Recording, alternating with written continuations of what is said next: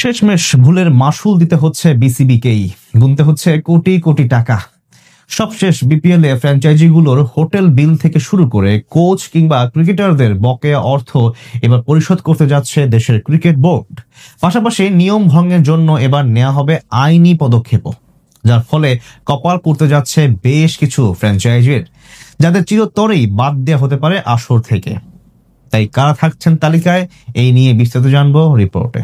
Bangladesh premier লিগের গেল আসরের ভুলের জন্য বড় ধরনের মাসুল দিতে হচ্ছে দেশের ক্রিকেট বোর্ডকে, যার জন্য এবার বেশ মোটা অঙ্কের টাকা গুনতে হবে বিসিবিকে, যে সংখ্যাটা ছাড়িয়ে যাবে কোটি টাকার অঙ্ক।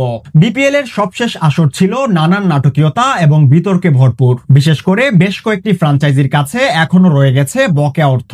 হোটেল বিল থেকে শুরু করে কোচ এবং ক্রিকেটারদের পারিশ্রমিকও পরিশোধ করতে পারেনি কয়েকটি দল। দায়িত্ব নেওয়ার সুবাদে এবার সেই টাকাই পরিশোধ করতে হচ্ছে বাংলাদেশ ক্রিকেট বোর্ডকে। পাশাপাশি গত কয়েক আসর ধরে চলা অনিয়মের বিরুদ্ধে এবার পুরোপুরি সোচ্চার হতে যাচ্ছে সংস্থাটি। সেই লক্ষ্যে গেলবারের বেশ কিছু ফ্র্যাঞ্চাইজি ও স্পন্সরের বিরুদ্ধে নেওয়া হচ্ছে আইনি পদক্ষেপও।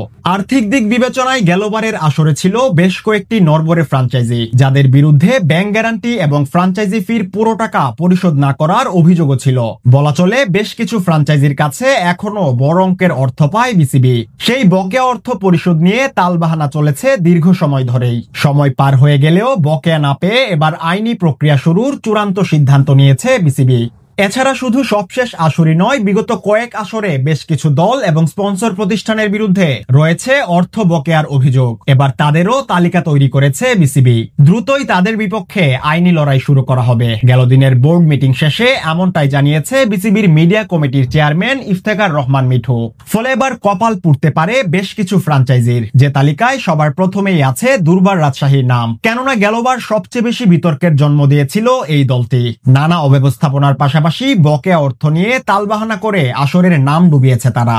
যদিও দলটির মালিক বলেছিলেন ক্রিকেটারদের পারিশ্রমিক তিনি যেভাবেই হোক শোধ করবেন, তবে শেষ পর্যন্ত তা করেননি তিনি। শেষে সংকট নিরসনে হস্তক্ষেপ করতে হয় বিসিবিকেই, তাতেও হয়নি চূড়ান্ত সমাধান। বিসিবি বলছে ডিরেক্ট সাইনিং করা ক্রিকেটারদের পাওনা অর্থ শীঘ্রই বুঝিয়ে দিবে তারা। এছাড়া এখন পর্যন্ত দলটির হোটেল বিলও বকেয়া রয়ে গেছে।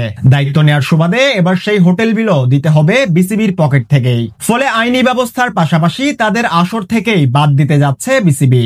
অন্যদিকে চিটাগাং কিংসের প্রধান কোচ শন টেটের পাওনা অর্থ এখনো দেয়নি দলটির মালিক।